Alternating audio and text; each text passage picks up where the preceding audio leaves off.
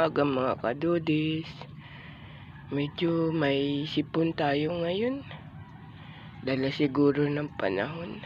O mga kadudis, kumusta na ba kayo? Kwentuhan muna tayo sandali.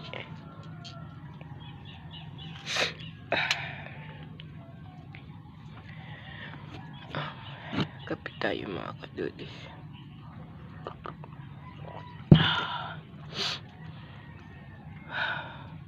Umulan kagabi mga kadudis. Medyo nakatulog tayo ng mahaba-haba. Pag sobrang init maaga pa lang alauna, alas 2 gising na ako. Nga pala mga kadudis, maraming salamat sa mga panonood nyo sa mga video ko Maraming salamat sa mga followers ko, sa mga nanonood, lahat kayo, maraming salamat.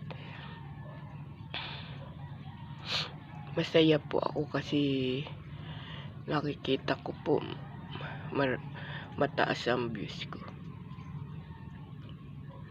Mababa po ang followers ko, pero masaya po ako kasi masaya po ako sa ginagawa ko. Ang gusto ko lang makapag-vlog. Yung para ka lang may kausap, mga kadudis.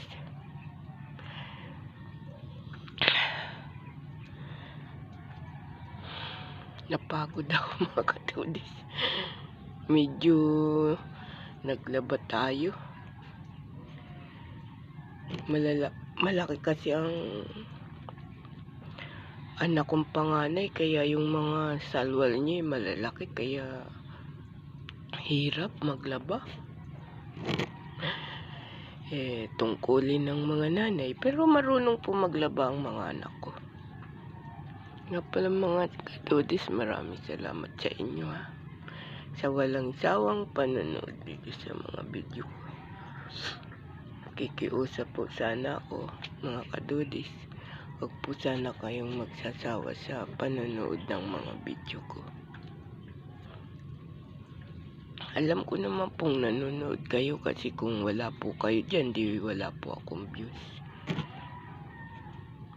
Hindi ko po hinahangad na kumita. Ang gusto ko lang po ma-share sa inyo yung kwento ng buhay namin. Kita nyo, na ikwento ko na yata sa inyo ang buong buhay ko Pati nung nasa bundok ako, nung dalaga ako, hanggang sa makapag-asawa. Pero wala po akong sawang ikikwento yun sa inyo.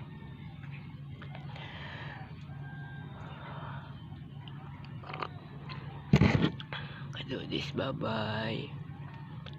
Maraming salamat sa inyo.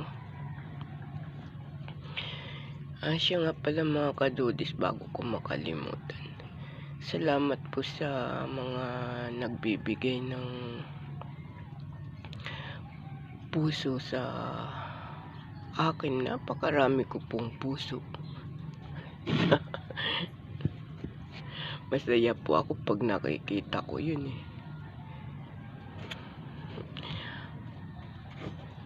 Sabi ng anak ko, mas pinanonood daw po ako sa ibang bansa kaysa sa Pilipinas.